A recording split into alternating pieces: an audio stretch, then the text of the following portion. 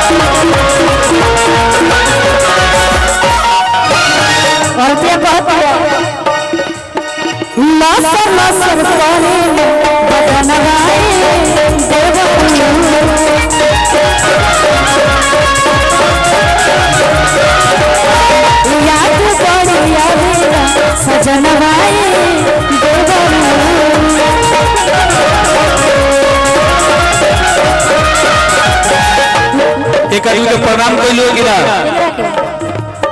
तू अपना जिला के एगो भैया बारे म्यूजिक डायरेक्टर विकास यादव जी अच्छा क्योंकि पब्लिकली कहियो कहे के हमरा मौका नहीं के मिलो एकरा बाद एको लाइन आगे ना बोले एकरा बाद एको लाइन आगे ना बोले लेकिन आज भेटा गए सोहरा जी नहीं सोहरा जी को मत कहिए आपके भाई हैं गोपालगंज से म्यूजिक डायरेक्टर हैं बहुत बड़े म्यूजिक डायरेक्टर हैं लेकिन काम के तार भाई हो अभी पूछ हमरे तो आज कहे के बाद बोल आओ लसर लसर करे बदनवाए देवरू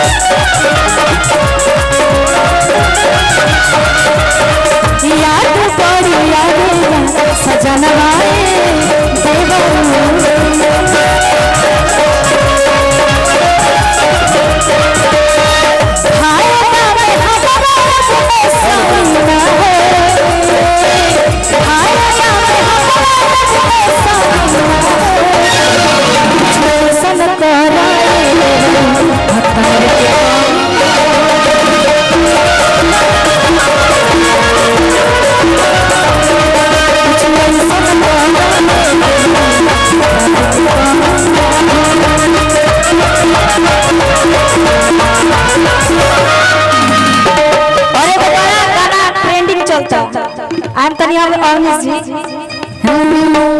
चली उहे रही काहे कि हमारा भला कहिए उठ के सतावे सीना कि हमारा भला कहिए उठ के सतावे सीना बोलो बोलो रे पतर का बोलो बोलो रे माने हेलो के का मिलता बाबा के करा ये लड़का सब बिगड़े के तैयारी में बरस ना रे बबू आनंद लो सब ठीक बा ना ठीक बा तनी हम नहीं हमरे के नागेंद्र जी एगो लाइन बोले से मना कर देनी है तो नहीं बोल सकत चुकी देश में महापर्व चलता देश में महापर्व चलता ठीक ना चुनाव चलता तो प्रोटोकॉल बा ना तो हम का करी हम तबरे छोड़ती ना अब वो शब्द के प्रयोग नहीं कर सकते प्रोटोकॉल आइए हां कि हमारा भला को कहिए बैठ के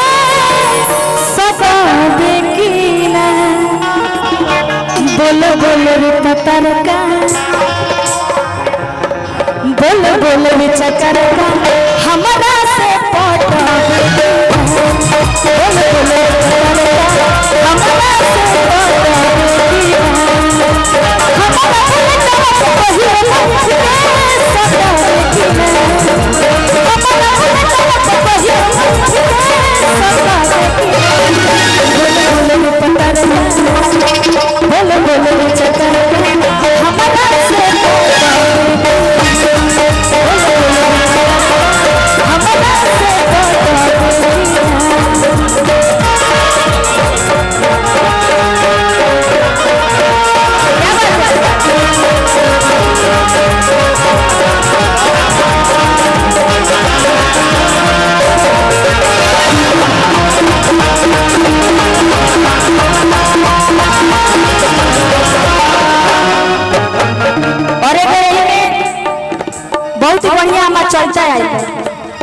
आप सबके सुना देता नहीं चाहता अभी ये आपकी अंतिम प्रस्तुति के रूप में होगी पुनीता जी। और मुखरा ही केवल गाएं, चूंकि और बहुत सारे कलाकार हैं, केवल मुखरा से सेवा कि पढ़ने से बहारत हो सतुआ चटनी। और देखिए सुखदयाल जी, इस गाने का दुर्भाग्य देखिए कि अब म्यूजिक डायरेक्टर का नाम नहीं रखेंगे हम, लेकिन म्यूजिक डायरेक्टर से बहुत जल्दी में कराएगा। तो जल्दी करिए भाई, आज करिए, आज संयोग की बात है कि अभी तक मिक्स होके नहीं आया है, कोई बात नहीं, चलेगा। आइए, अभी रिलीज नहीं हुआ है। आइए चलिए। एक जनी कहा तारी बाबा कि सुनी रोवे जाए जाते हम ना जाए, और इहो का नहीं बजवाओ तो नहीं कि बढ़ने से बहारत हो सतुआ चटनी। दिन में होई कटनी, रात में होई ना खटनी। कैसे कि बढ़न से बहारत हो सतुआ